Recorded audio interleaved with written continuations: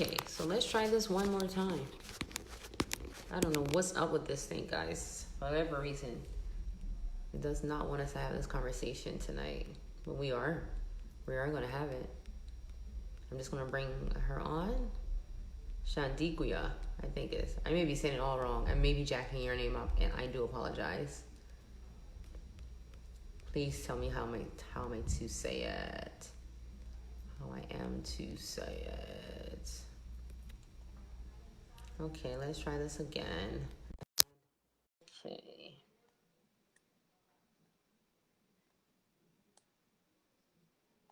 Thank you guys for coming back on. I really appreciate that. Connie, Bonnie, hey ladies, Danielle. Okay. Hi, there we go, sis. Yes. I'm like, this thing is crazy. It's like not wanting to Yes, work it tonight. is. That's Hey okay. We are girl. persistent. Hey, girl. Hey. How are you? I am doing great. Today was a great day. That's good. That's good. I am so glad to hear that. Thank you, Vonnie, for tagging those folks on. Listen, guys, get in on this conversation tonight. Cerrissa is going to be talking specifically about anxiety and some of the warning signs that you all can be on the lookout for. She'll also offer some help for you as to where you can get help from and what you need to do going forward. So, Cerrissa, I'm going to let you go ahead and dive in because time is already well spent because of our technical difficulties. And I don't want to wear the people out. And we'll leave time at the end, guys, for questions. So think about your questions. This is a safe space. Don't be afraid or, to ask your questions. This is a safe space. And anything that you share in this space, we do not share it outside of this space. I know we're on social media, and that's a broad statement to make, but I'm hoping and praying that anything that goes on in this space, it stays in this space. Okay, take it away. Awesome. So, as Trail said, I'm Dr. Cerrissa Hugie, and I'm the founder of Mindspace Mental Health Education and Consulting. And so, I'm all about mental health education and really empowering people to get the help that they need by providing education as well as giving the information as far as access to resources and services that are available. Tonight, we are talking about anxiety, and I will say that anxiety is the number one mental disorder, not just in the United States, but worldwide. It is the number one mental disorder, and it can manifest itself in a couple of different ways. And then I'll talk more specifically about the signs and symptoms. But anxiety can either manifest itself as in it can be debilitating and paralyzing for some people, that they're unable to function, they're unable to do certain things because of their level of anxiety. But it can also manifest itself as very perfectionistic. So oftentimes we find that people who are high achievers, not always, but people who are high achievers have anxiety, and part of their way to manage the anxiety is controlling for outcomes by performing well in multiple areas, or always exceeding the goal and always exceeding the goal. The problem with that is there's always going to be another goal. And so that's the way that they cope, whereas the other extreme of that is it's very debilitating, and other people cannot get beyond their anxiety to do the things that they need to do in their daily lives. And some people, it's very difficult for some people to recognize that they're actually experiencing anxiety. So that's why we're going to jump right in to the signs and symptoms. So I love mnemonics because they're great for helping us to remember what these symptoms can look like. And then, so I'll give you the mnemonic. The mnemonic is B skim, as in like skim milk. So BESKIM, as in milk. And so these are some of the symptoms of anxiety that some people experience. Your mind going blank, or you're having difficulty concentrating. So that's a huge thing. People who have test anxiety or even performance anxiety, their mind just goes completely blank and they're unable to complete whatever task, or unable to remember. Easily fatigable. So because you have anxiety, you have a low distress tolerance. You find that you are very tired very easily and overwhelmed very easily. Sleep disturbance. Now, this is extremely common with anxiety as well as depression. People will often state that they cannot sleep at night. Their mind is continuously racing. They are replaying events either that have happened that day, or they're anticipating things that are to come. So they're replaying, even thinking about those events, what are the possible outcomes, solving all kinds of mental algorithms And again, this is a way that anxiety can certainly manifest itself, right? Um, and then keyed up on edge or restless feelings. So some people can, they have this nervous energy. They feel like, they always have to be doing something. They're on edge, just kind of waiting for a threat or waiting for danger to, or anticipating the danger or what's going to happen next, what's going to happen. So just always on edge, never feeling a sense of safety in the world. Mm. Um, Irritability. So this is really a way that anxiety can manifest itself where people are not aware that they're anxious. People who are always irritable, they are, snapping at people, snapping at their coworkers, their spouse, their children, just very irritable. That's usually a sign that you're overwhelmed. Mm. When you become very irritable, because if your mind is rested and you feel peace, then you're not going to respond, in irritability. You're not going to be easily agitated. So irritability is certainly a symptom of anxiety. And then muscle tension, because your entire body, some people will experience muscle pains, feeling a lot of tension, like in their shoulders in terms of where they carry their stress, back pain. There's other physical manifestations of anxiety that I will talk about. I have had many people go to emergency departments similar to your experiences, feeling as if they're going to have a heart attack, that crushing feeling or heaviness that they may feel on their chest, difficulty breathing. I've had people say that their arms go numb or they feel tingling in their forehead. Some people break out in hives, believe it or not. The severity of their anxiety is such that they break out in hives when they're under feeling overwhelmed or under a lot of stress. Some people have stomach upset, as a result of their anxiety. And so this is a way that anxiety manifests itself that sometimes we're not always keenly aware. Um, and there are many ways to manage anxiety. There are non farm ways to manage it: deep breathing, essential oils, therapy, because coping skills are definitely needed in order to manage anxiety. Cognitive behavioral therapy is huge, Mhm. can be a huge, because it helps you kind of challenge those irrational thoughts, or, because the worry is based on a perceived threat, not necessarily a realistic threat, something that you think is going to happen. Then you have all of this worry around these type of things. So sis, I'll let you take it away, but that's what anxiety can look like, either mentally or physically. And it's far more common. I believe the statistic is that 20% of people in the world suffer from some type of anxiety disorder, be it social anxiety or generalized anxiety. um, that is very common. Wow, wow, wow. You guys hear that? So listen, and that's crazy because I know even at the stage we are in life, it's like a high level of anxiety. Everybody is worried about Mm-hmm. everything, and that social media has a lot to do with that. People not having what they think they should have, not being in the relationships that they think they should have, worrying about not having children, worrying about I'm never going to get married, worrying about I'm not going to get the job I Mm-hmm. want, worrying about my business is not doing well. I'm an entrepreneur. I walked away from my business and now I'm struggling. So there's so much worry that's going on in the world. But here's the thing, you guys, and I know that there is, debilitating anxiety disorder that individuals can struggle with, but a lot of what we struggle with when it comes to the anxiety is the worry, right? And when we know that God, he says that we can cast all our cares on him, why are we worrying? If he's saying that he's up, he never slumbers, he never sleeps, he's up, he's watching over us, he's taking care of us. And most of the things that we're worrying about are things sometimes that we do not have control over, and stuff that, like Dr. Cerrissa said, will never ever happen. And I know that was my story. You're worrying about and doing all of these mental calculations in your mind and trying to calculate your day or calculate your life, and trying to figure out, okay, if this happens, this is what I'm going to do. Because I'm a very strategic person. I'm a control person. So I like to be in control of the outcome. And when I'm not in the control of the outcome, that makes me nervous, right? That scares me.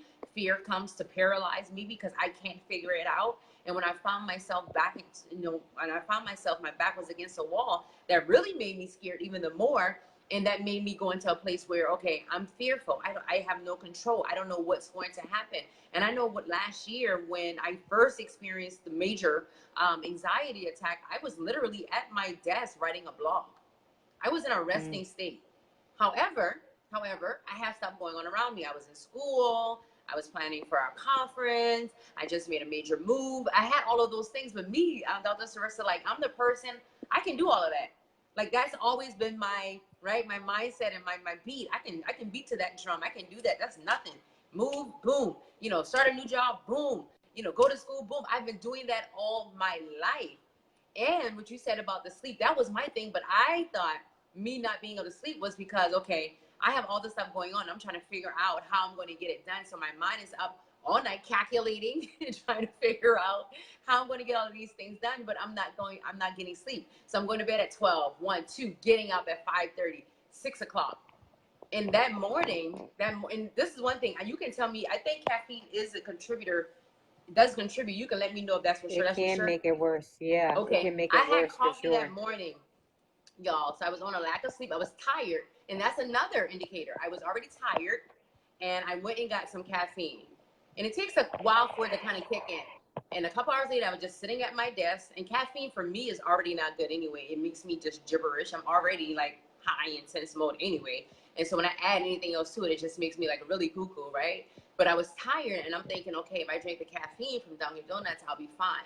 So drunk the caffeine, sitting at my desk, then all of a sudden this overwhelming feeling. But what I think happened, and you can tell me this, I'm not a doctor yet, so and I won't be a medical doctor per se, but I think what happened was the caffeine intertwined with something about within my chemical imbalance. It caused some type of chemical imbalance even with my brain, because although my brain was trying to rest in that moment and I was sitting at a resting state, I disrupted the rest with caffeine. Am I on to something, sis? Well, see what happens with so you were likely already anxious, right? Right, And you're dealing with anxiety, and then there was a tipping point, and the caffeine was probably the tipping point. right. Because what happens with panic attacks, we don't anticipate them. They do come out of nowhere oftentimes, but it's usually because of a lot of the stress that we're already experiencing. Yeah. For sure. So it sounds like you had a lot of things going on. And sometimes when people come in and they talk to me about panic attacks, I'll say, well, what's going on in your life?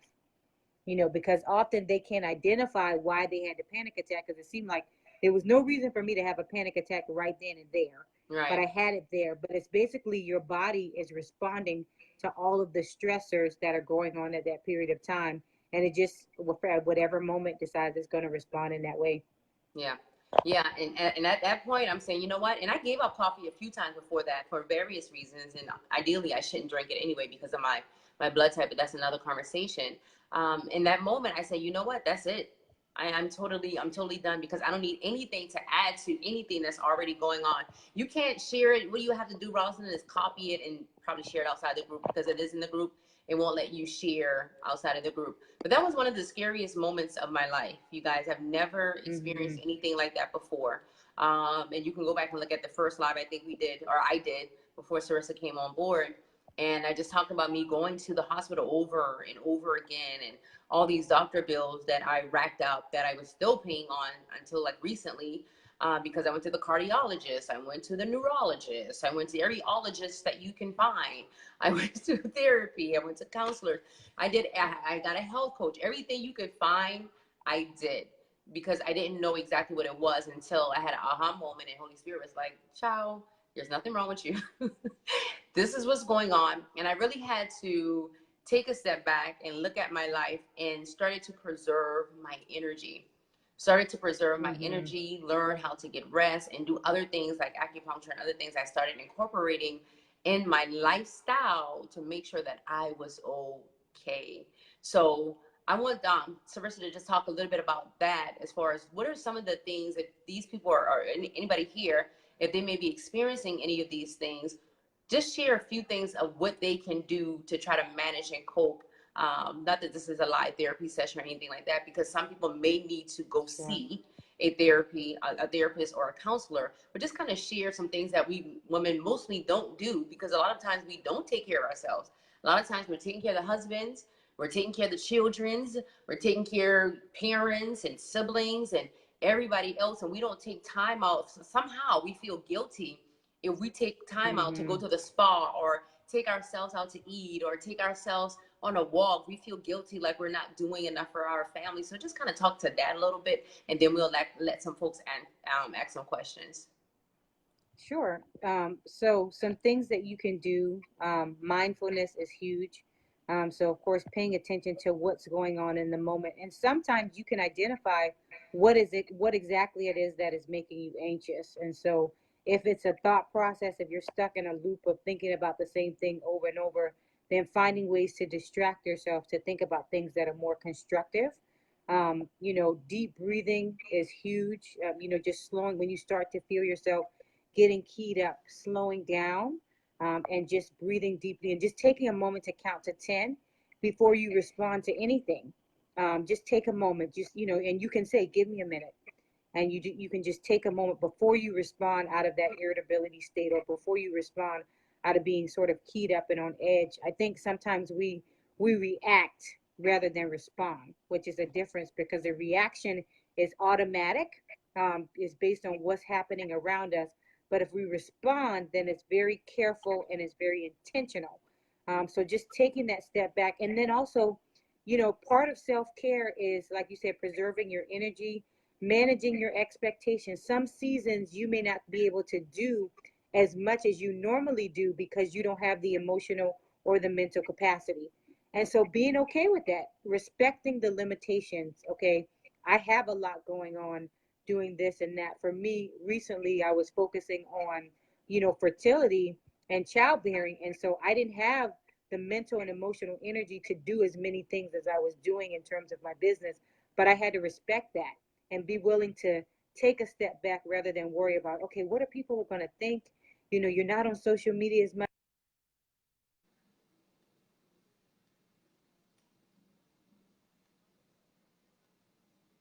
Oh, we lost the volume. Cerrissa, I lost the volume. No, I don't know what happened.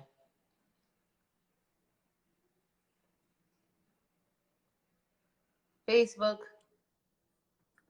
I guess it went on my headphones. Say something. Can you hear me? Ah, I can't hear anything. Let's see. It's back. Can you hear her? You guys can hear her? Jill says she can hear you. So if they can hear you, go ahead. I can't hear for some reason. I can't hear Trail. Can you hear Cerrissa? Mm-mm. Cerrissa, take off your head. Disconnect your headsets. Let's see. Disconnect your headsets altogether. Can hear you, but not Cerrissa. She's going to disconnect her pods. Hold on, guys. One of the things she said, some of you guys were not on here, is like when you're anxious to just always finish the next goal or task, those can be signs of anxiety. When you just feel like you're always having to, oh, yeah, okay. There we go. Bam. Oh, what happened? I'm like, this thing, you know what? Oh, okay, go ahead. So she was just saying, you were No, so saying I when you was were I was you're just saying pushing. respecting, yeah, Yeah, respecting the limitations that you have in the season. If you know that it's going to be a season where it's going to be particularly busy for your family and your children, then again, you may right. not be able to do some of those things that you had planned to do. And I think sometimes we don't actually respect our limitations. We always want to push the envelope, and some of that is necessary, but we have to understand that sometimes that'll cause us to crash and burn. and Yeah, and just being mindful of that. Sometimes you cannot show up in ways that you once showed up, but it's only for a season. You may be able to right. come back when you're healthier, or when you have less things going on. So that's part of that self-care piece as well. Yeah. And see, we have to be able to understand that because, like I said earlier, a lot of us are doing a lot of things. And even with our children, I'm going to pick on our as moms for a minute. Sometimes we do a lot for our children too. And we feel like, oh, we want them to be happy and we want them to have what we didn't have, and have opportunities that we didn't have. And all of that's great. But when you don't have a support system to help you do those things, take those children to all these practices and all of the things that they're involved in, then that's not healthy for you. That's not healthy for you. One thing I can say, even with us growing up, we had a support system. And even when I had my son, I had a major support system. So I had individuals to take him to practice, to school, pick him up, and things of that nature. So the burden did not fall on me. So if the burden is always falling on you and you're feeling like, because I am mom, I have to do that, I will encourage you to enlist help. And Jill can speak from this as well, because she just recently took on a responsibility with my nephew. So it's a lot. It's a lot. And even if you have just one child, because I had one child and it was a lot when you don't have help, because you're trying to, you know, do everything that you want to do as far as work is concerned. You may have a business, you may have ministry, you may have other things that you have on your plate. And then this child has an entire life as well. So just imagine trying to juggle all of that. And then imagine if you have a husband, you're trying to help him as well. So Mm-hmm. you're contributing to all of these things. So when are you taking time for you?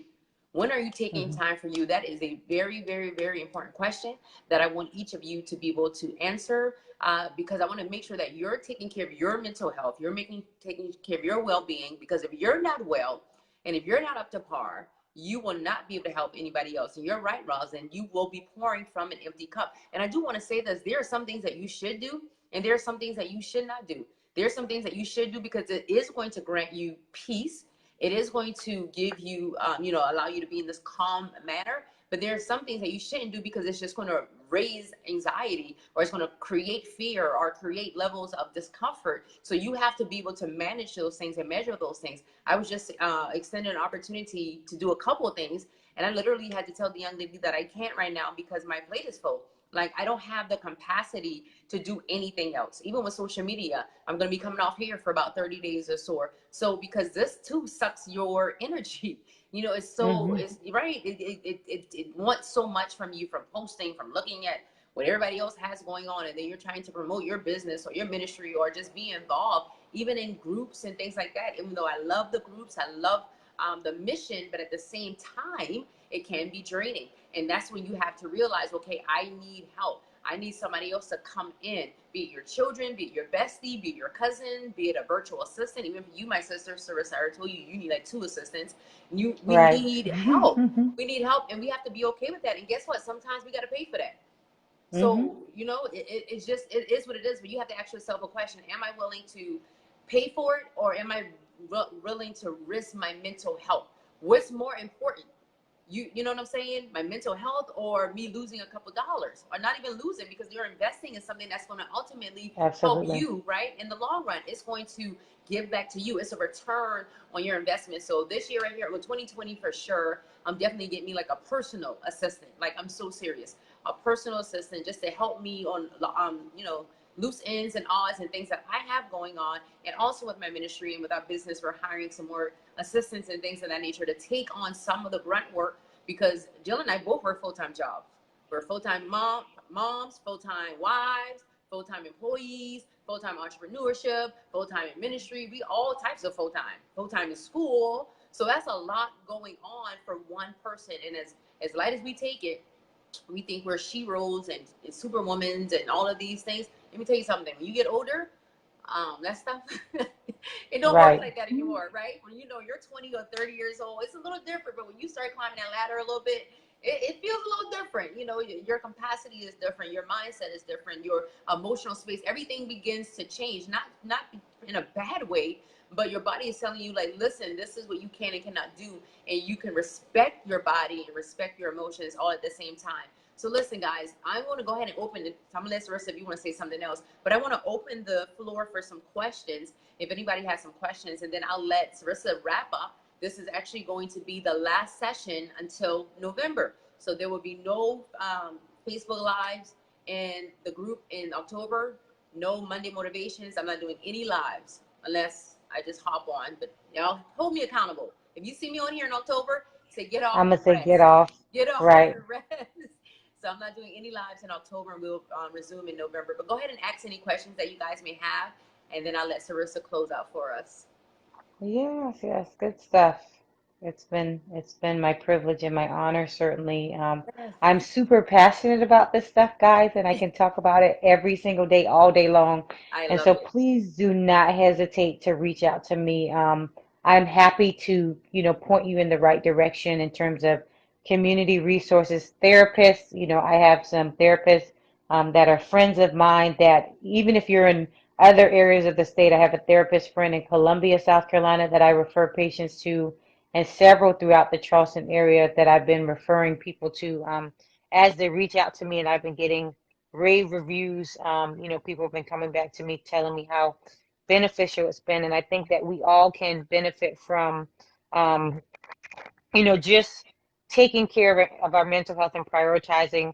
Some people might feel like they don't need therapy, everything is fine, but trust me, it can certainly be beneficial when it comes to uncover. We all can improve. We all have maladaptive coping, so no one is exempt. Absolutely. Listen, Hmm. no We got one. any questions?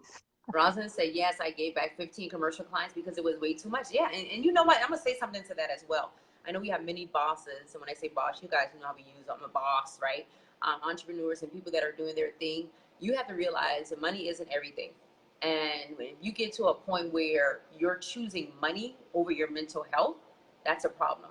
You're choosing money over preserving your energy, that's a problem. You're choosing money over your emotional wealth, that's a problem. You're choosing money over your physical wealth, that's a problem. That's greed. So we have to understand, like, if we believe that God is going to take care of us, and we believe that, you know, if we just say yes to one client or five clients and not 20 or 30 or 40, knowing that we don't have the capacity, we have to believe that God is going to send the increase. We have to believe that He is going to, whatever's missing, whatever's lacking, that He will give it to us. Because this is the thing, if we're doing all of that, when do we have time to pray? When do we have time to get in the Word? When do we have Hmm. time to worship, Come right? on When now. do we have time for that? If we're so busy being busy, when do we have time for Him? And God is not going to put you in a position. We might say, oh, it's a blessing, but God is not going to put you in a position where you don't have time for Him. That's not Him. That's Mm. your greed. That's your desire, not His desire. So we have to go back to the table and say, okay, God, you know, I'm noticing that I'm working sun up to sundown, and I don't have a lot of time to spend with you. I'm finding like my time with you is getting less and less because I'm always at work. I'm always taking the kids to games. I'm always doing this and I'm always doing that. And I have all but cut you out of my schedule entirely because I'm too busy. I'm too busy going to church. Come on, somebody. Come on. Every time you look, I'm in church. That's not spending time with God. That's doing a service, yes. But I'm talking about your one-on-one time with the Lord. Because honestly, you know, you go into church, that is great that you're getting the word, but we want to make sure that we are spending one-on-one time with Him as well. Cerrissa, tell them where you're going to be, because we both have an upcoming speaking engagement where we're going to be sharing the same stage very soon. So tell them where we're going to be, and if anyone wants to come out, they can come out and hear more of this conversation and hear more of and just be a part of this community where we are right now. Yeah, so we're going to be on October 12th from noon to 4 at the Building Women Up conference, sponsored by Jerica Aiken and Jalen Online. So it's going to be a group of women, and we're going to be offering workshops and just addressing various topics that affect women. So I'm really excited. Sis, you will have to judge me because you know I don't know what the event is, but I'll be there on October 12th from 12 to 4. So you Listen, have I to don't just know tell us either. where it is because you know that's how I roll. No, no, you said Look, on here. She was on okay. here But earlier. yes, Yeah, so we'll be in so Charleston. shout out to Jerica. She's awesome, but it is in the Charleston area. And in fact, we can repost the flyer Yeah, here.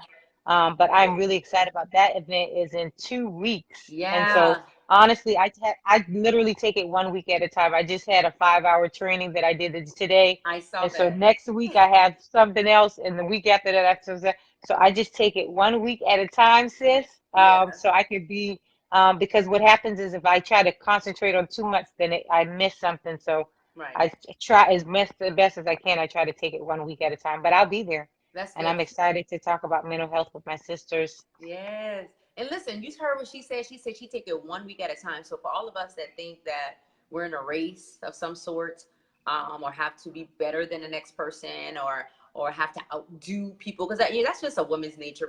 We're very goal oriented individuals. God made us that way, And sometimes we get into a place where, oh my gosh, she's doing this, so I have to do that. Or, I have to do more. Or we're competing subconsciously with our other Hmm. sisters. And we don't have to do that. Take it one week at a time, one day at a time. If you're doing what God has called you to do, I guarantee you He will bless it. I guarantee you there's nothing that you have to do extra, or you have to have, I like to say, have one up on the other person. So just do what you can do. We'll be at the Building Women Up conference. It's going to be a 1 day conference. It's a brunch style, I believe, as well. And I'll be talking about the power of clarity and vulnerability and becoming. So I'm super duper excited to Hmm. be talking about that, because I know as women, we don't like to be vulnerable. We don't like to be transparent because there's a lot of shame and guilt and all that stuff that's associated with being vulnerable. So I'm talking about that, and I'm very excited to talk about that, and also to share my story as it relates to that as well. So you guys, make sure you register for that. We'll post a flyer here. Both myself, Cerrissa, and some other amazing ladies are going to be there. I think Charlene is going to be Hmm. there too. Snyder, right? She is. Yeah, she's gonna be there. But I'm about to slap you in your face when you talk about this vulnerability piece, because that's exactly, I'm Yeah. just interested to see. That's what God has been speaking to me about. And my topic is gonna be expose her. So Wow. exposure. So really just kind of piggybacking on, that vulnerability piece and how we can really achieve true healing Wow. through, vulnerability. So I'm excited Listen. how God's going to speak to you and how he's going to speak to me, and he's going to bring that thing together, and it's Yes, just he going to be awesome. is. And that's how you know it's I God, like because it. he always has it linked up together. And although we'll talk about similar topics, it's going to be completely different. It will be, yeah. And I just thank God that you guys are going to be blessed. So come, you guys are going to be blessed, because you're Yes. going to see two amazing women. Well, me and her, but other people are going to be there. But what I'm saying is that to you guys may look like we have it going on, but we'll be able to share our truth with you, and not that we're false in any sense of the imagination, but we'll be able to just share with you and be transparent with you and talk about those things from a healed place, from a whole place, in order to help women as well reach that level of healing and wholeness. So I'm super duper excited. You guys know I'm all in that transformation space.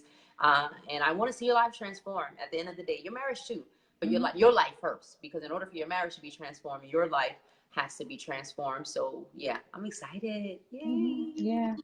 Woo. Guys, well, this number's 9 o'clock. Sis, I thank you so very much for just spending this month Yes. with me. I'm so super duper excited about what God is doing and continues to do in your life and your husband's life and all of the things that are to come. You guys, thank you so much for spending your Friday evening with us. You could have been doing anything else, but you are here. Take heed to Sarissa's wise counsel. Reach out to her. You can reach her on all social media outlets at Cerrissa Hugie. That's Hugie. You can reach her on her website at Mindspace. It's MYND space Mindspace Consulting. You can just type Mindspace in Google, Hmm. and you will find her. She is Googleable. She is Googleable. I So, sure am. so listen. I love you so much, sis. May you have a blessed evening, and Love you we'll too. see you in 2 weeks, my Girl, love. these children trying to eat. I They see ready to you. eat food. Listen, I was gonna Listen, say anything. I see on your face. I'm loving I it. I'm loving it. I'm know. loving it. I'm loving it so much. I'm loving it so much. Yes, God is so good. I'll be able to see you and rub on you on in 2 weeks. Yes, I'll see you soon, sis. All Love right, you. love you. Y'all have a good Y'all have a night. good night.